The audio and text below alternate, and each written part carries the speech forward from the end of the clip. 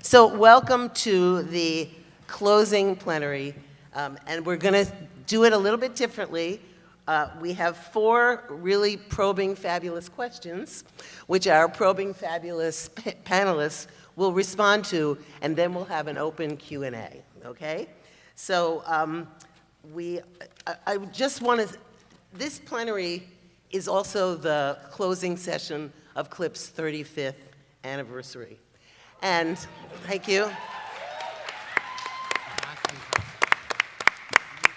And part of the way that we structured the plenary is that in a way CLIP's trajectory, the arc of CLIP's activism, has very much followed the arc of the reproductive justice movement even before there was one. There was a lot of reproductive justice activism. Yes. And CLIP was connecting to that activism, taking leadership from that activism, and then hopefully providing some leadership of our own in continuing to build that movement and those concepts. And so we very much see what we're doing here as part of the arc of reproductive justice, which is bending towards justice, unlike the rest of the society.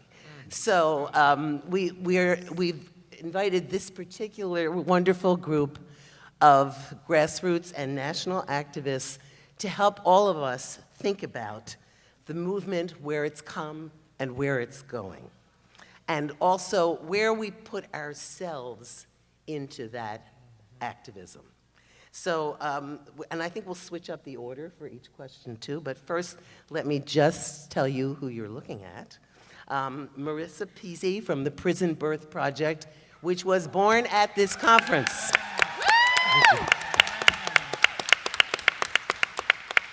Kimberly Inez McGuire, who is a former Clipper herself. Actually, you never stopped being a Clipper, and now works in DC for Conway Strategics.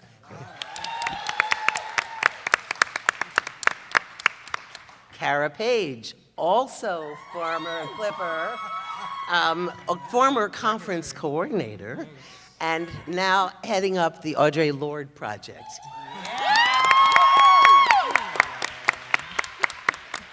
See, notice if you come to CLIP, you get a job. And our own, no, everyone's own, Loretta Ross, who is one, as you know, one of the birth mothers of reproductive justice.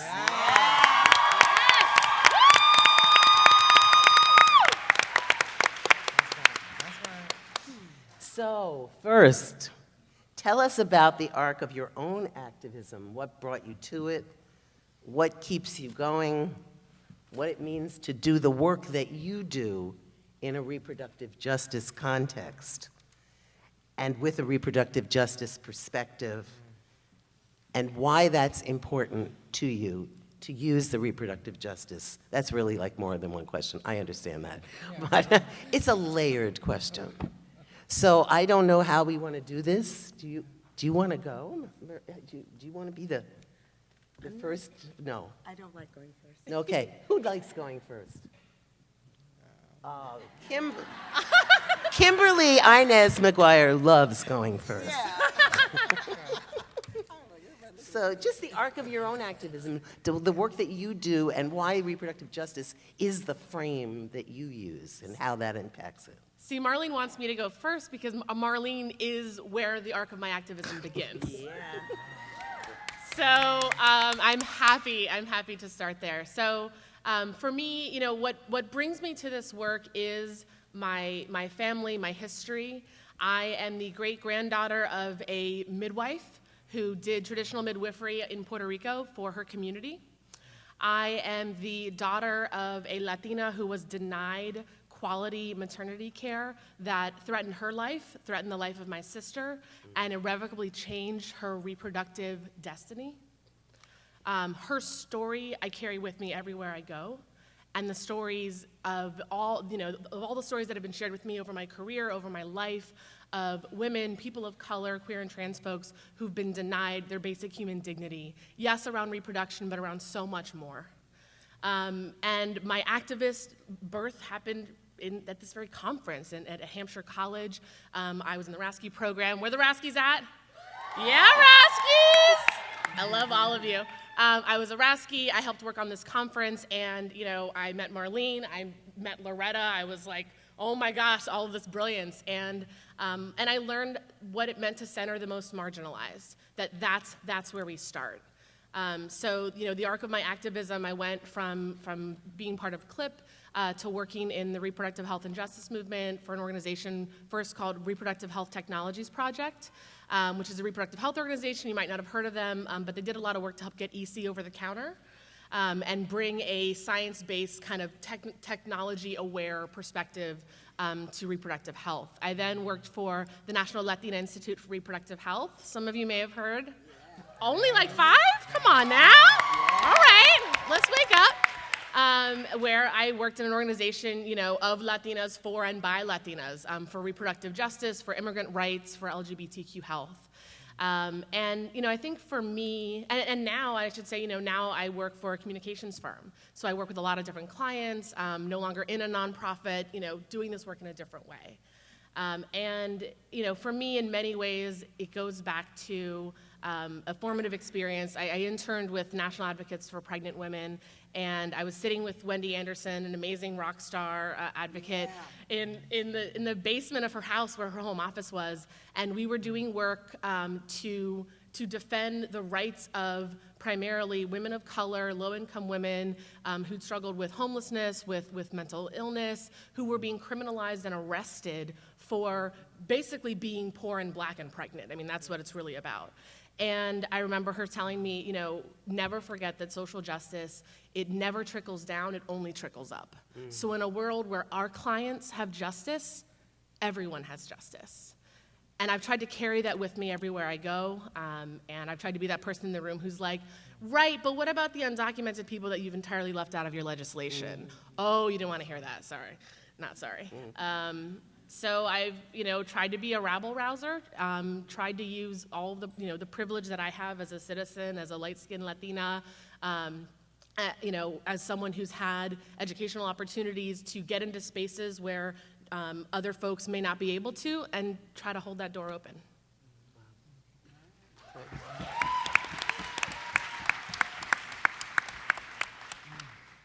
Who likes to be second?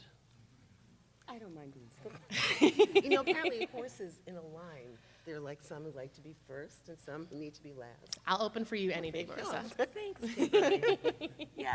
So for my arc of activism started, my arc of activism actually started, I like to say, in the womb. I know in every part of my being that I was born to do justice work. I was always working on justice issues. Granted, they were age-appropriate issues, the fairness of the world. And found myself, as I was doing this work and discovering the woman that I wanted to walk in the world to be, was when I was learning and integrating. So it was like, as I was going through college, as I was going through all of these various experiences of being the student who was the only student in my classes that was black, and like learning the experiences of that and how that impacts the way that we are educated as folk, seeing the disparities of that playing out in my own personal life, and then coming to a space where I started to realize that I could actually own all of those things in a really powerful way. So my arc of activism was really such a personal experience of really intense, constant questioning of what it means to be black in my world, in my life, from people asking me and telling me that I wasn't black, and all of so my arc of activism was very much based in a racial justice arc, right? And so when I became an adult in the world and started making my own decisions and choices, I naturally moved towards working on things that were about racial justice. So before I became a Prison Birth Project director, I used to work with MOCI, which is no longer around here, and it was Mothers of Color Awareness Initiative. And so what we would do is we would bring together community members that were raising children of color. And so really understanding the power and the dynamic of what it means to have racial justice in this local community. And so it was a really, really easy transition for me into the Prison Birth Project, because I also have the impact of incarceration in my life. Not my personal life, but in my family's life, right? So it was this beautiful marriage constantly of my own personal experiences mixing with my family's experiences, mixing with all of these various outside in the world experiences that has gotten me to where I am today, working on the justice issue that I work on, which is prison, and what it means to extend humanity across the wall, right? So all of those were my inspirations for my arc of activism. My source, what keeps me moving, what keeps me doing this work, is my understanding of human rights. It's my understanding of racial justice, all of those things. So it's not that any one person is my reason, because there's nobody that's my reason but me, right? So for me, it's about what was my source and what is my inspiration coming together in a beautiful way to make space for me to be working on this issue. So. Great. Thank you. Thank you.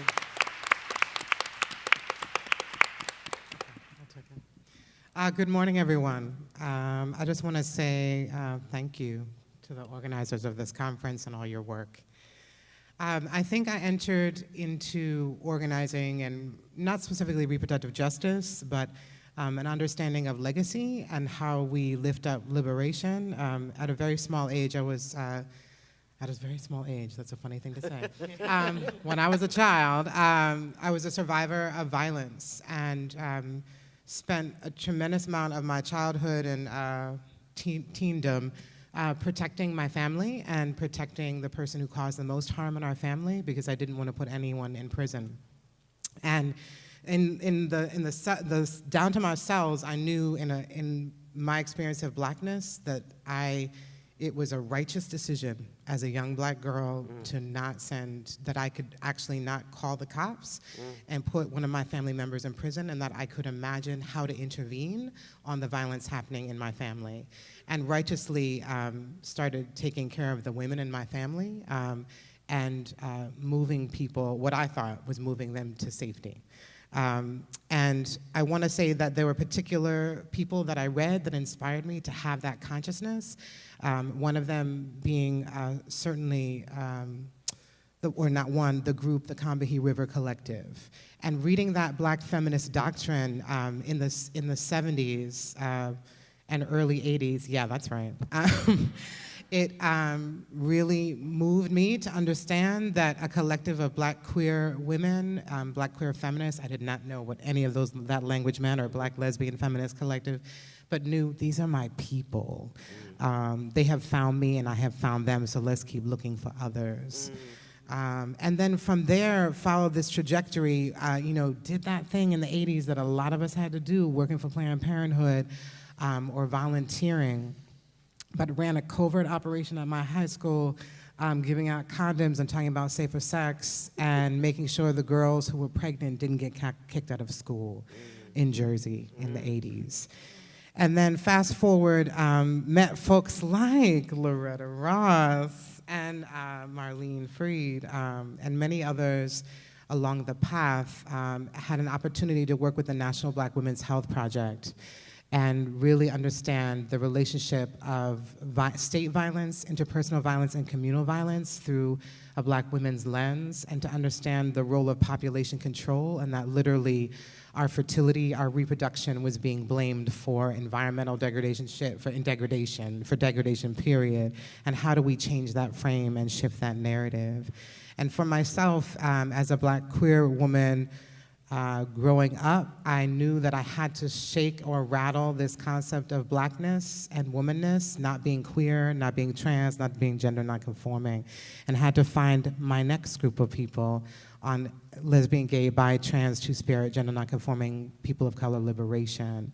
And that experience came very much through the opportunity to work on the Audre Lorde Sella Conference and to celebrate Audre Lorde in Boston in '92 while she was still living and honor her living legacy, and be surrounded by other queer, trans folks of color who understood what it meant to stand in our freedom, and very mixed spaces, right? Being in feminist spaces that were still transphobic, being in queer spaces that weren't always looking at Black feminist tradition as a radical tradition of liberation. So, and then here I stand in front of y'all exploring, learning, building with the Audre Lorde Project, an organizing center that's 20 years old in New York City that is for, by, and about the liberation, collective wellness, and safety of lesbian, gay, bi, trans, two-spirit, gender nonconforming people of color. And we take that very seriously, that we exist, that our organization is actually trying to build base, build leadership, build power towards turning up freedom and what that looks like to fight against the police and the state and to honor safety and wellness as our own political, radical resistance and traditions of our survival. Thank you. All right.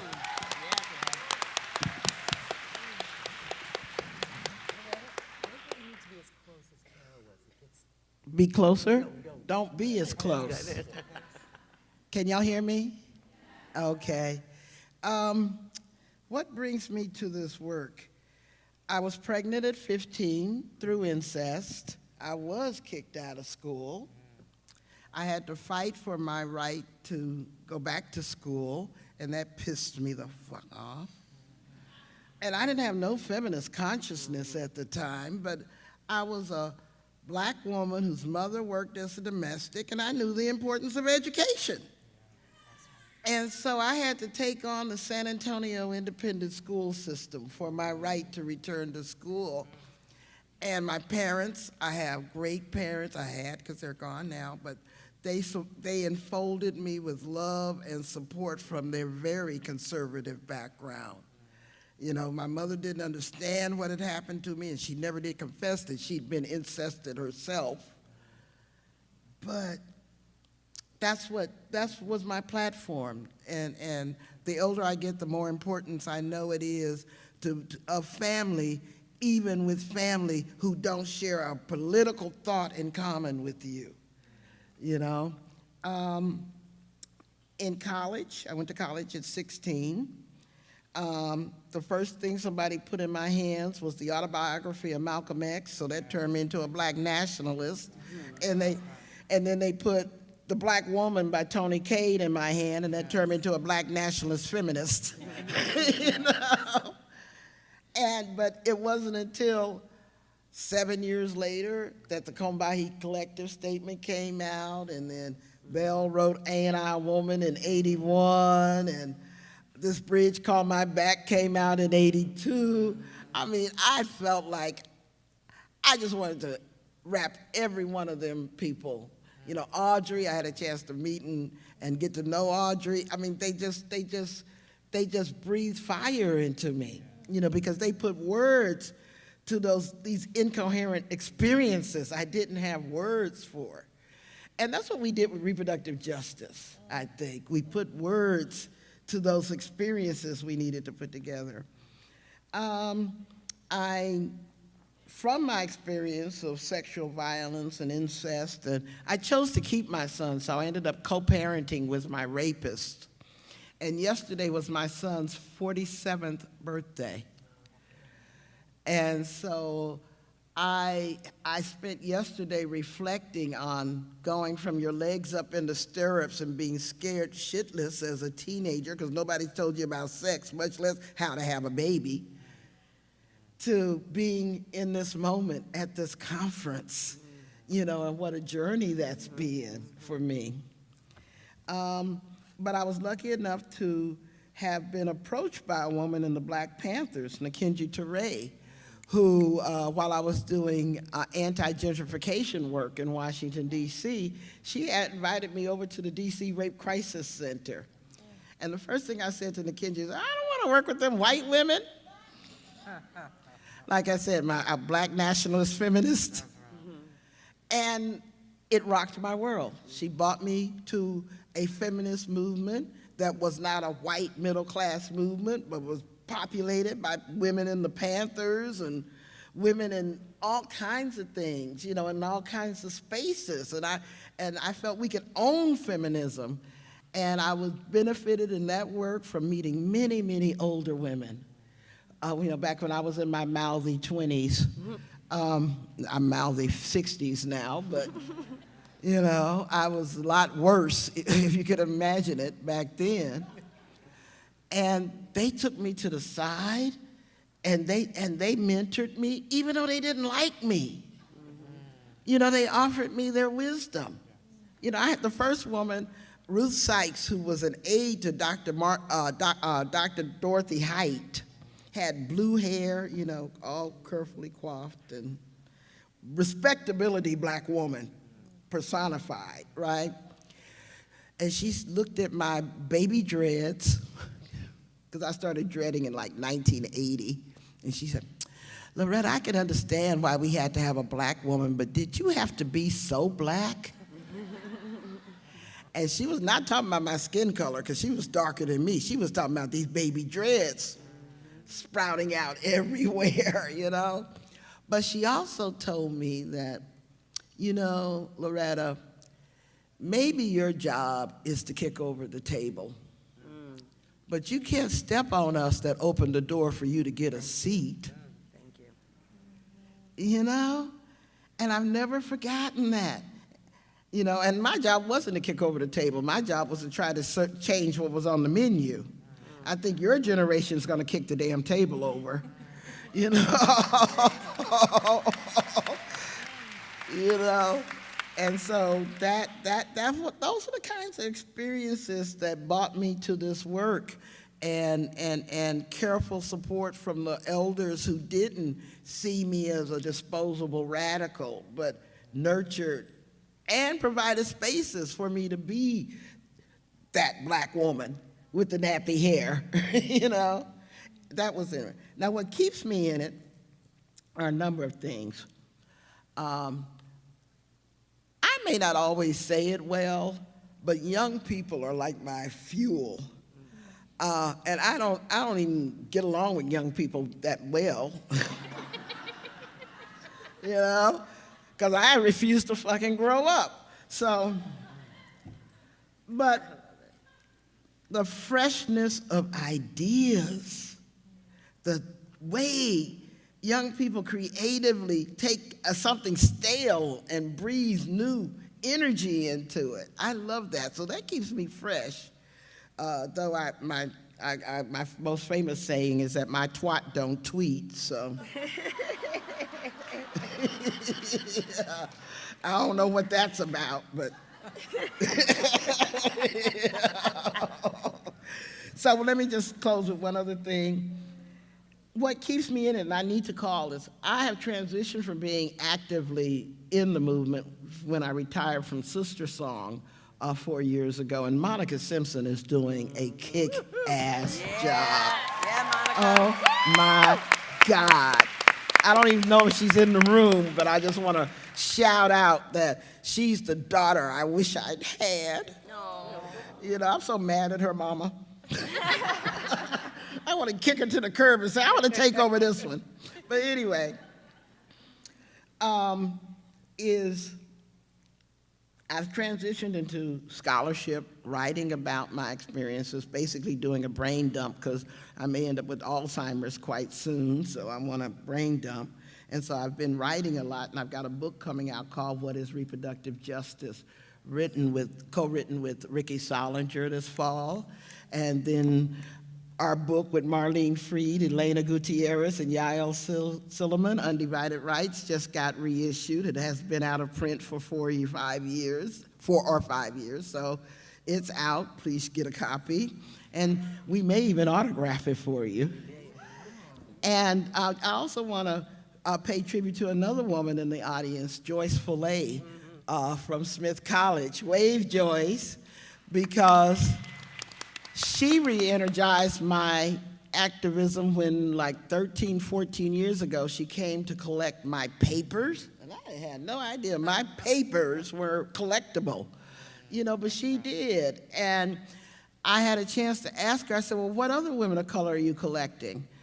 And in that conversation, I became an oral historian, collecting the papers and the stories of other women of color who aren't necessarily known by mainstream media, but I know who built this movement.